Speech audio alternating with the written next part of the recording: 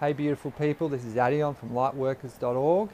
I'd like to share with you some information that I was going through with a friend just recently, just as far as talking about gurus and the roles of teachers and spiritual masters in our lives. Now, I've had the pleasure and the great joy of having some amazing teachers in my life. Some of them have been, I regard, as gurus, as spiritual masters.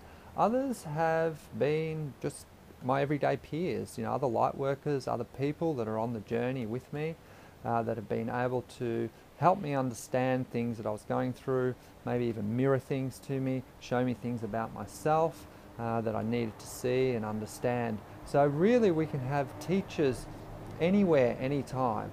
In one of my my books, in the Lightworker Awakening series that I'm doing, now that I have a section I call the Greatest Master, and the Greatest Master, who is the preeminent lineage holder of all lineages, is the Great Master of life itself. So to be able to come from a space of pure contemplation and see that the world around us is a reflection within and is showing us constantly what we need to learn and take on board to grow and evolve in a beautiful symbiotic relationship of oneness.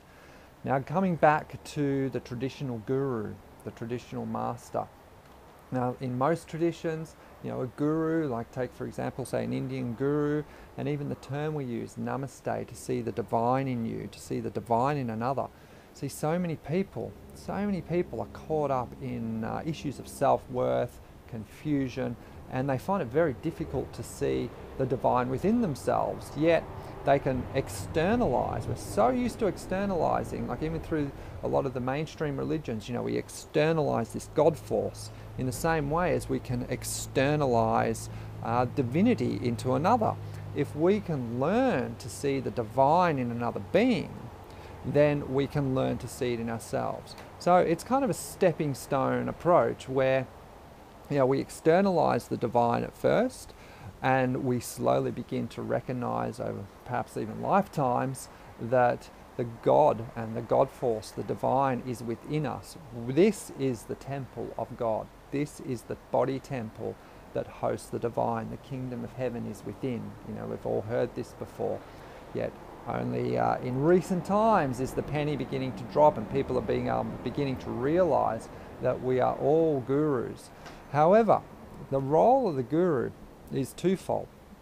One, to help us see the divine within ourselves, and two, to provide us a platform, or to provide us an anchor point to see the divine outside of ourselves as the reflection as well. As I was saying earlier, if we can learn to see the divine in others, we can learn to see the divine in ourselves as a mirror, mirror, mirror.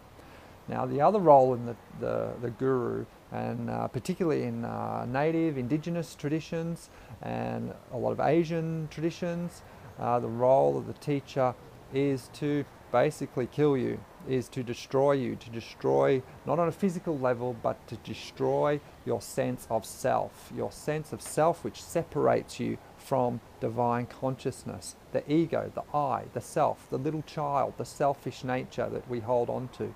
Where we put our needs and our wants above others. So the role of the guru is to help us move from a sense of serving ourselves and our own needs into serving all, for all the people all the time. Serving God, serving Great Spirit, serving the divine, surrendering to a higher power.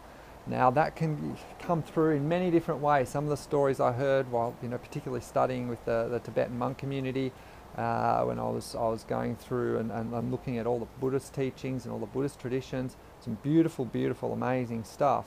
But even going through that, the stories you hear of Buddhist masters belting their students with sticks, and when they ask questions, slapping them across the face with a thong, all these kind of crazy things, just to actually beat them into enlightenment, to break them down, to break down their idea of the self. In shamanic traditions, taking people out into deserts and digging graves and burying people literally alive, scaring them to death literally, and helping them make that transition away from what they thought was important into what truly is important, breaking them down.